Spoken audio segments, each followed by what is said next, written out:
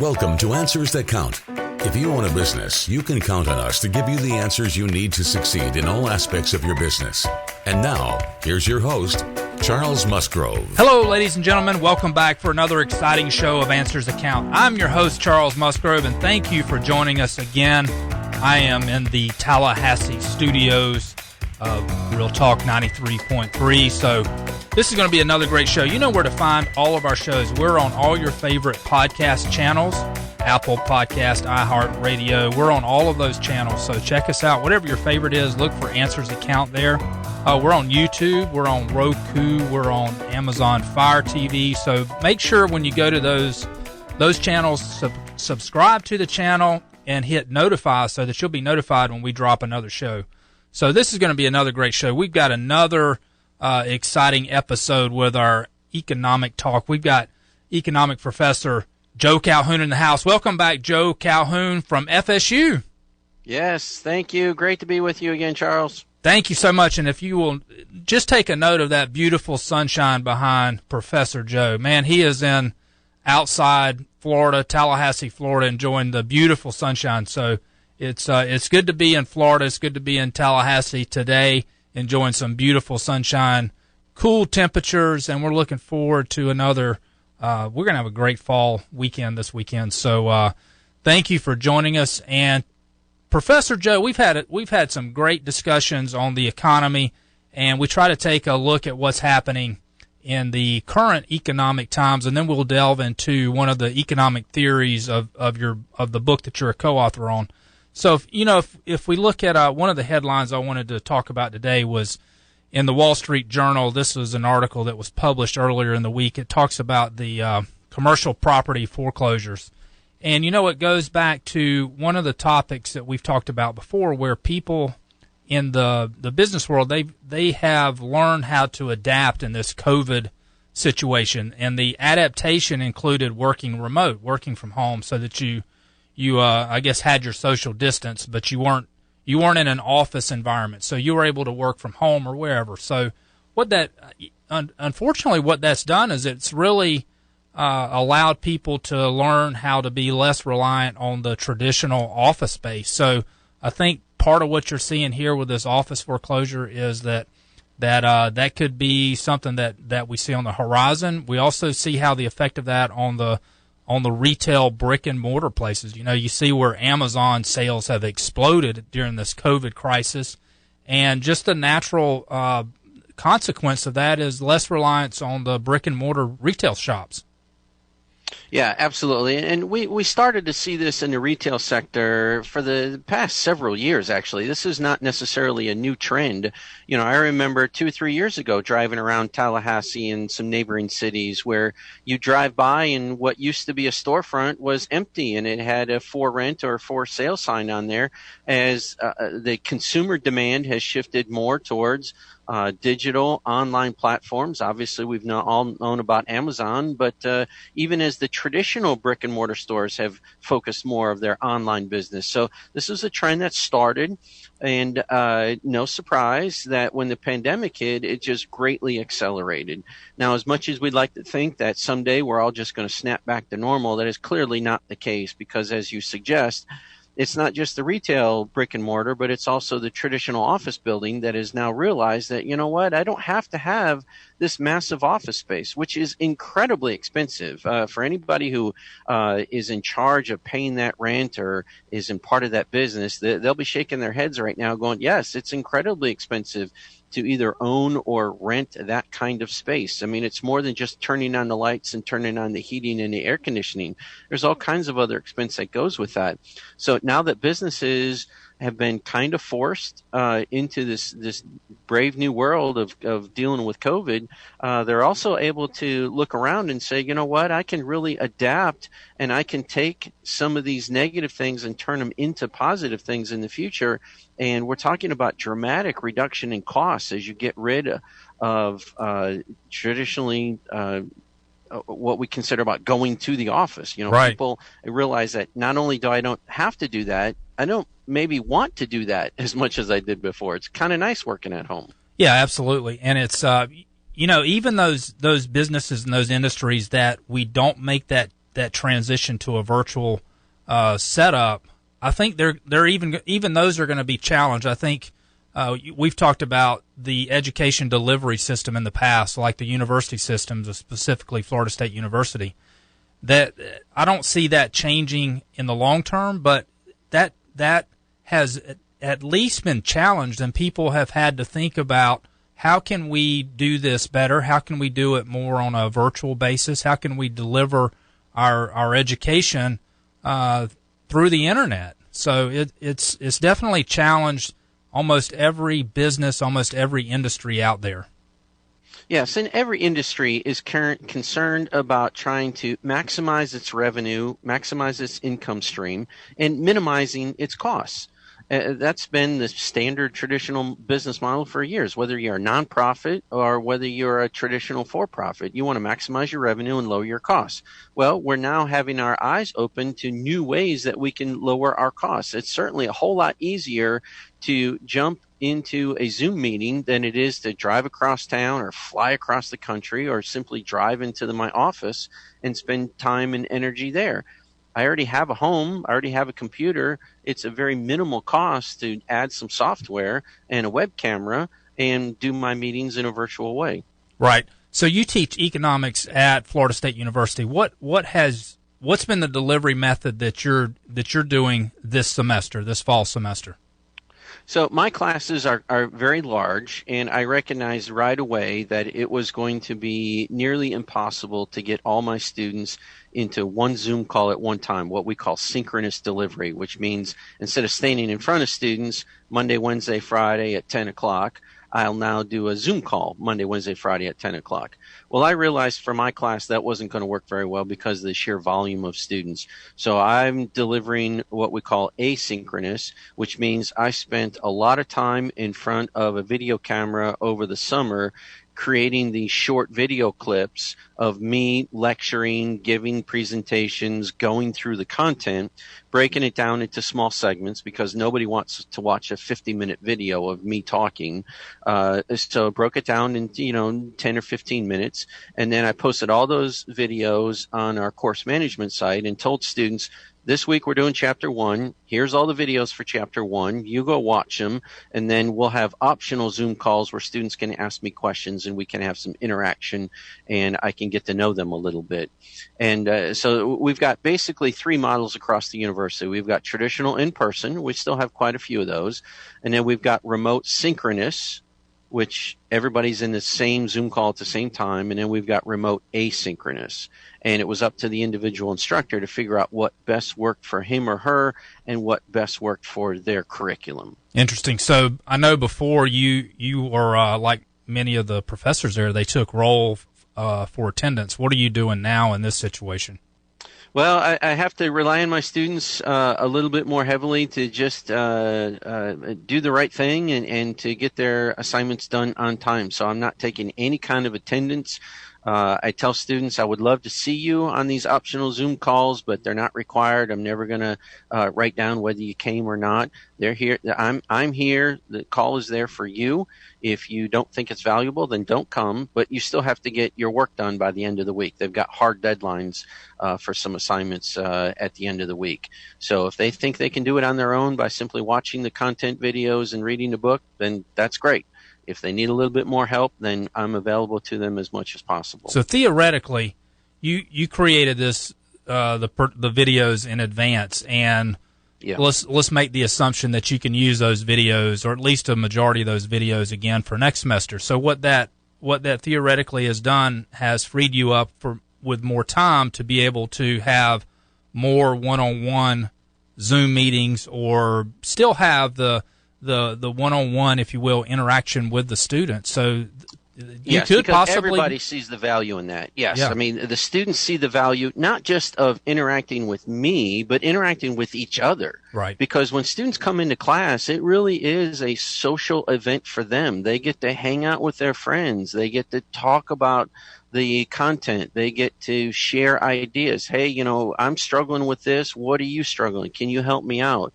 And then, of course, it's a way for me to interact with them. So an optional Zoom call tries to meet some of that need. It's not perfect, but it's the best thing we have right now. Yeah, that's good. And the give us some just globally for the university itself, the in-house instruction versus, is it like 10 to 20% that is still students in class on campus? It's a low percentage, right? Yeah, it's a low percentage. I've heard that for the fall semester, if you just add up the total number of classes that are offered in person and divide that by the total number of classes that are offered throughout the university, it's in the neighborhood of 20 or 25%. Right. But then, of course, there's other ways of looking at it as well. You could take the total number of students that are in an in-person class divided by the total number of students. You'd come up with a much different number there. So there's different ways of looking at it. But again, just the number of class in person divided by the total number of classes offered throughout the university, 20 or 25%. Right. Is what we're at for the fall. There's a lot of pressure for us to increase that for the spring semester, and we're working really hard to figure out how we can make that happen for our students. Yeah, I was on a Zoom call with one of the dean of the business school about 2 or 3 weeks ago, and just off a recall, the percentage on campus, not just business school, but overall, was very low, like you're saying, in the 20-25%. But the students that are in town on campus, living on campus, is probably 50%, maybe even greater than that. So the numbers may have been even higher than 50%. So you still have a lot of people in town, but they're just not going to class on campus. So I guess they're doing their Zoom call from their dorm room. Yeah, and I'm on campus almost every day. I feel very safe going into campus, but when I do, it's a really unusual experience because my office is in the Bellamy building, which is right by the main library. It's typically just a beehive of activity because we have a lot of faculty who have offices there, a lot of staff, and we have several large classrooms in addition to small classrooms. And I walk in there now, and sometimes I only see 2 or 3 students, and I see 2 or 3 faculty. So it's really unusual. The difficulty we have is collecting data about how many students are actually in town right now, because right. FSU can certainly count the number of people in dorms because we have control over that. We have no way of collecting really accurate information about how many students are living in these private residences. So our guess is somewhere in the 50 to 60% range of our students are actually in town. But we don't know that for sure. But that's the number that we all think is happening right now. Right. Very interesting times we're living in, and who knows what it's going to look like on the other side of this when we have a vaccine, when the treatments are improved. I know they've made dramatic improvements on the treatment so far, so we expect to continue to see that improve, and the vaccine, we keep hearing that's going to be any time now. So I know it's not going to be today or tomorrow, but it's going to be in the near future and still record time for getting a vaccine out to the general public. So all good things coming with that, and we hope we're on the back end of it. So we're optimistic that we're going to see the recovery, we're going to see the cure, we're going to see the treatment all available very soon, and improve statistics and improve numbers on all of those fronts. So thank you we have our fingers crossed. Absolutely. Fingers we're all crossed hoping on for the that. best. Fingers crossed on that, and who knows? Maybe we'll see the stadium's packed again soon too. So who knows what we're going to see with that? I know here in the state of Florida, Governor DeSantis has passed the executive order to allow for stadiums to be at whatever capacity that the universities allow. So they can go full capacity now. So we'll see how that changes. I would expect not to see any dramatic changes in how that's done over the remaining of the fall semester, but look to see changes start to institute in the spring semester. Yes, I agree. Well, good. So let's jump into continue our discussion about your book, the Common Sense Economics, the third edition. So I'll let you hold up the book, and let's do a little shout out to that. Yeah, my shout out. Common Sense Economics. The subtitle is what everyone should know about wealth and prosperity. Economics is not just about business. The book actually goes through part one about the key elements of economics, and we're going to talk about one of those today. Then we talk about the role of government and how that can help us make economic decisions. And then the last part, the part that's become one of my favorites, is on personal finance. So this is just the primer. It's not meant to be an exhaustive list of things that you should do in your personal finance decisions, but we think it's a really great start. I want to make sure I give a shout out to my co-authors, Jim Gortney, who's here at Florida State, Rick Stroop, Dwight Lee, and Tawny Ferrarini. All have been really great in terms of contributing to the book, and I'm just happy to be part of it. Good. It's a great book, and we've had a lot of fun with that over the previous few weeks or a couple of months discussing the economic key elements. So today we're going to jump in. I believe it's number 11, and we're going to talk about the invisible hand. I know that sounds like a horror show that we're going to talk about, but it's I think it's got a neat twist to it, and it's got some historic relevance. So I'll let you give us a quote on that too. Yeah, well, I want to start with telling you where this whole thing came from. It came from the so-called father of economics, Adam Smith. He actually wasn't an economist. He was a moral philosopher. And way back when economics first got its start, it was actually referred to as political economy. And over the years, political science and economics kind of split, but we have very similar beginnings. So Adam Smith was a Scottish moral philosopher, taught at the University of Glasgow, had a variety of other jobs along the way. And in 1776, he published his book called An Inquiry into the Nature and Causes of the Wealth of Nations. Now, that's a long title. That is a long title. Most people just refer to that as The Wealth of Nations. It's a very thick book. I've read through almost every page, and it took me quite a while. It's a real doorstopper, but it has a lot of stuff that's still very relevant to today. Some of the things are a little outdated and have since been improved. But there's one quote in here that I want to read to you. And the interesting thing about the invisible hand is perhaps one of the most commonly cited, most famous phrases out of the book, and it only appears once. In this huge book, Adam Smith says invisible hand just one time, and for many people, this is the most famous thing to come out of that entire book. So it's relatively short. Let me just read you the famous quote from Adam Smith, 1776. Every individual is continually exerting himself to find out the most advantageous employment for whatever capital he can command. It is his own advantage, indeed, and not that of the society which he has in view. But the study of his own advantage naturally, or rather necessarily, leads him to prefer that employment which is most advantageous to society. He intends his own gain, and he is in this, as in many other cases, led by an invisible hand to promote an end which was not part of his intention. So that's the official quote. Now, let me translate that for you. Give us the translation. Again, this is in the context of employment. So what I tell students is that when they go and decide on their major and they go get a job that is in their best interest, they want to get the job that is going to provide them satisfaction and also provide them income. They're actually helping me out. And they kind of look at me funny. It's like, well, how is me getting a job in my field going to help you out?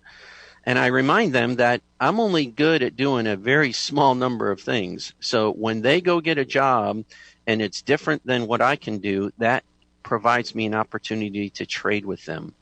So as somebody goes out and becomes an accountant, that's great for me because I'm not very good at being an accountant, and I need that kind of accounting services. When somebody goes out and they become a mechanic, that's great for me because I don't know anything about cars other than how to turn it on and drive it around a little bit. When somebody goes out and figures out how to make a computer, that's great. I know how to use a computer. I don't know how it operates. So when these people go get jobs, they're doing it out of their own self-interest. which is different than being selfish. It's their own self-interest because they're trying to find something that's satisfying, that's going to earn them an income, but yet they're going to make the rest of society better off. So they improve. And that's what Smith was trying to get across here is, yes, I'm after my own self-interest, but along the way, I'm going to do great things for my neighbors and great things for society because it allows us to trade. And we've talked about trade in some earlier discussions. So that's really the heart of the invisible hand. Intend for myself, but yet along the way, lots and lots of other people are helped as well. Right. So that benefit or that self-profit motivation, and profit not just I'm going to make money, but profit in that I'm going to have a good time doing it. I'm going to be good at it. So that motivation lifts everyone. It makes society better. It makes other businesses better. It makes other people better. It allows them to get a better service, a better product, because you're doing the best you can to be efficient and to make a profit. Yes, absolutely.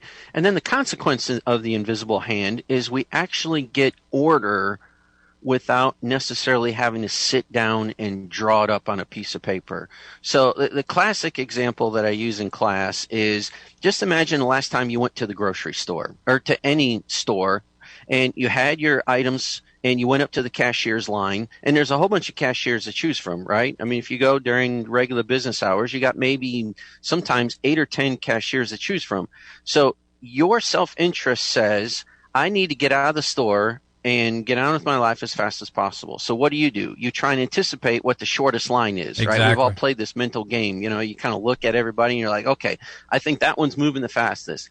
Well, as I do that, all the other customers are helped out as well.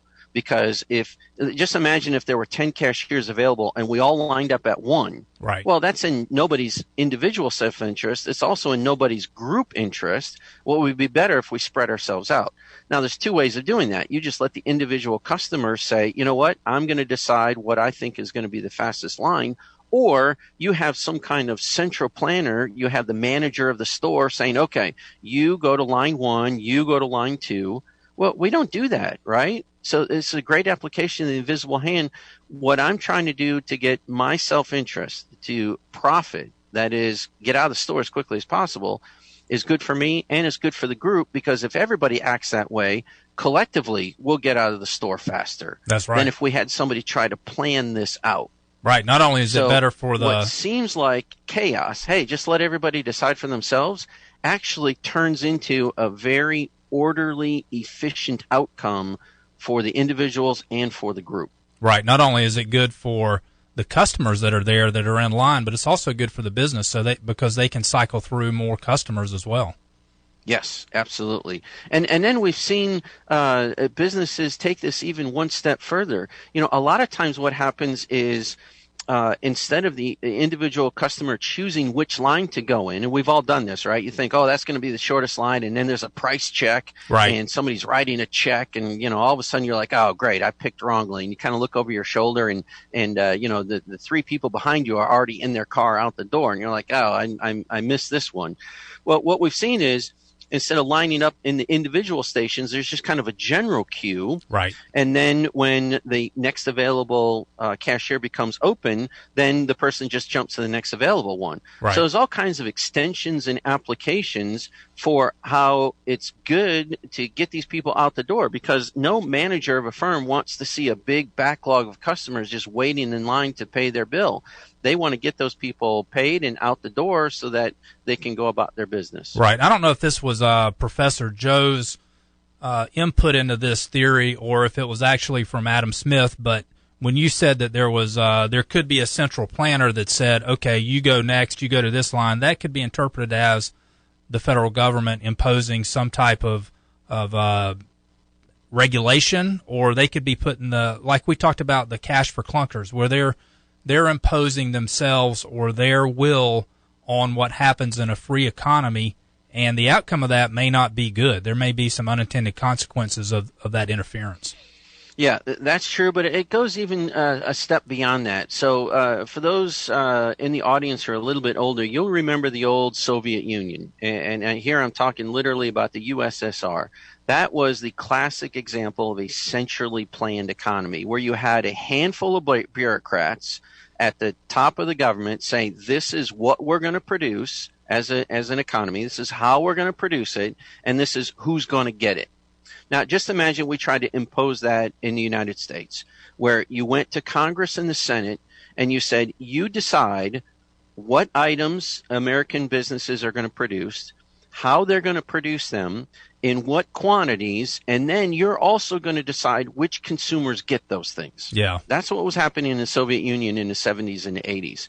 And everybody in America just kind of shudders at that thought, going, I don't want Congress deciding those kinds of things, because that would wind up with some really bad outcomes. Plus so slow. What's the alternative? Right. The alternative is the invisible hand. Right. You allow individuals to interact with businesses through the market process over time. You allow them to share information, and those businesses will collect those signals, and they'll decide what I'm going to produce to satisfy consumer demand, how much I need to produce it, and what's the most cost-effective way for me to satisfy that consumer demand. And now we have an orderly society. We don't really think about economics being part of ordering our society, but it really is. When you allow people to decide for themselves, that is a method of organizing people, not just to make economic decisions, but to make all kinds of decisions. Right. So what is the equilibrium in that whole system, or what's the check and balance to make sure that we're not having too much interference, but yet enough interference to kind of keep the guardrails in place so that people don't get out of bounds? We don't have monopolies in place, just as an example. So we do need some regulation, some guidelines from the federal government or state government, but too much can be overbearing and then impede growth and free economy.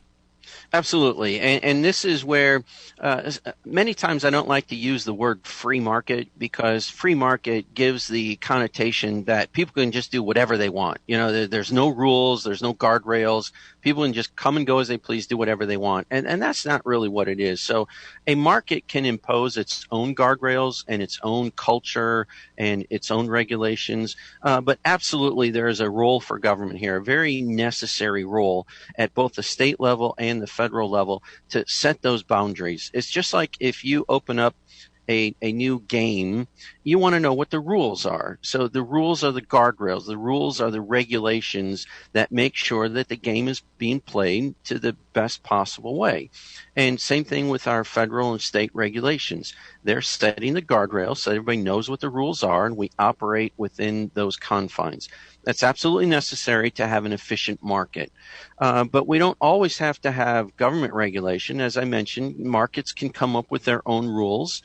And then the really difficult part, and this is something we've struggled with as a country for centuries, is what's the balance? Because we all recognize we need some government regulation. We need some government rules. But like anything, too much of a good thing can turn into a bad thing. Right. Just like when you're on a diet, eating too much of one food actually can be very negative towards your body.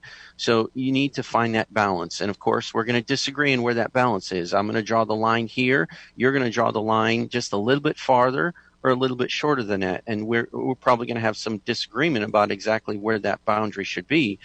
But yet we do understand there needs to be a boundary. Right. And hopefully over the course of time, we can find that sweet spot. You know, we implement a rule. Maybe that was a little bit too strict. We need to loosen it up a little bit. Or that was too loose. Maybe we need to become a little bit more strict. And this is where citizens need to get involved in the political process so they can be part of that rulemaking decision. Right. So it's interesting that we're in the election cycle right now, or the politics is at the forefront of everything we look at or do. And the politics and people voting is just another free choice, or another choice that people have. Consumers have choices also. They make their election by buying certain products or buying certain services. So they tend to favor one company versus another company based on the outcomes that they receive, the costs that they're charged, and how they treat how they treat nature or just their policies in general. So people make choices on their products and services just like voters make choices on who they vote for at the election polls. So this is the time to do that. So I guess the bottom line in that is exercise your freedom, exercise the choices that you have, whether it's at the polls, just like you do as a consumer, and the choices you make at the products you buy or the services you purchase. Yes, elections have consequences, and we all need to recognize that. When we vote and we make a decision through the democratic process, those votes have consequences. And a very dear friend of mine is very famous for asking people on a regular basis, did you vote today? And most people are like, no, I didn't vote today. It wasn't an election day. The election's next month.